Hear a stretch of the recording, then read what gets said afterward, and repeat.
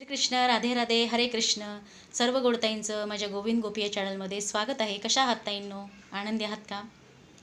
ठीक आहे. तर ताईंनो, नियतीने आपल्यासाठी सर्व काही आधीच लिहून ठेवलेलं आहे. त्यामुळे काळजी, दुःख, टेन्शन घ्यायची गरज नाही. जे तुम्हाला मिळणार आहे ते 100% मिळणार आहे आणि जे तुमच्यासाठी लिहून ठेवलेलं नाही ते तुम्हाला कधीच मिळणार नाही. त्यामुळे दुःखी, कष्टी व्हायची गरजच नाही आहे. कारण सर्व काही आधीच प्री प्लॅन्ड आहे. कारण हा सर्व जो आहे तो कर्माचा खेळ आहे. हा माया प्रपंच हा सर्व कर्माचा खेळ आहे. मग आपण जे कर्म करून ठेवलेले आहेत त्याचीच नियती झालेली आहे आणि नियतीने आपल्यासाठी सर्व ठरवून ठेवलेलं आहे.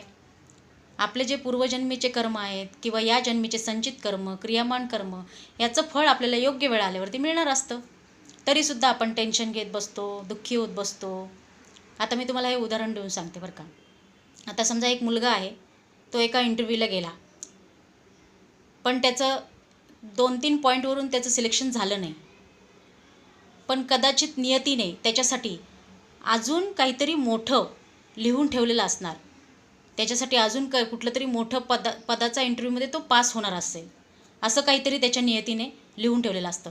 पण जर तो मुलगा आता इंटरव्ह्यूमध्ये त्याचं सिलेक्शन झालं नाही, पण तो मुलगा जर हताश होऊन बसला, निराश होऊन बसला, मनाला दुःखी करून बसला, तर त्याची प्रगती होईल का?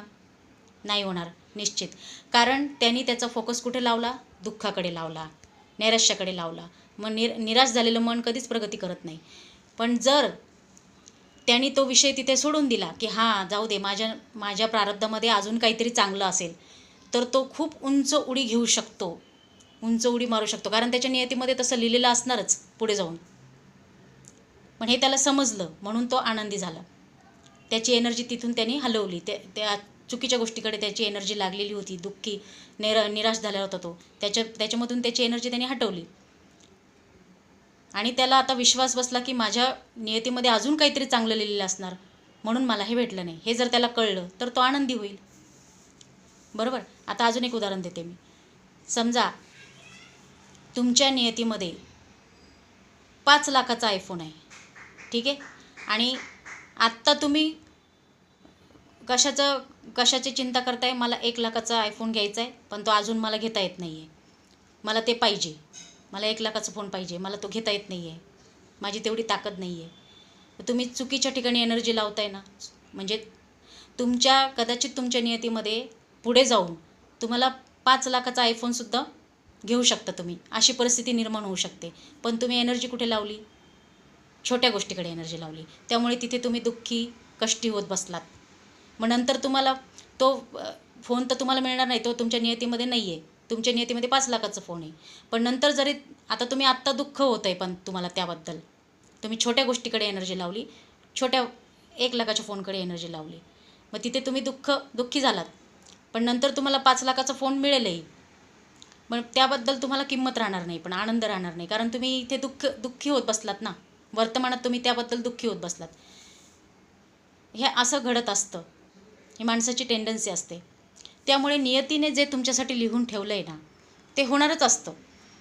ते सगळं तुम्हाला मिळणार असतं योग्य त्या वेळी.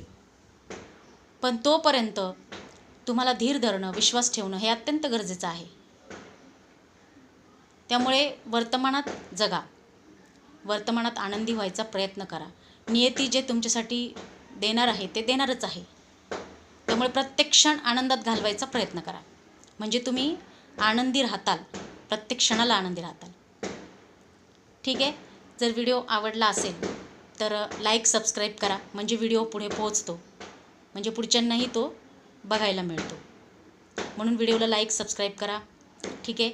आनंदी राहा, हसत राहा आणि विशेष म्हणजे स्वतःची काळजी घेत राहा. जय श्रीकृष्ण, हरे कृष्ण, राधे राधे. धन्यवाद.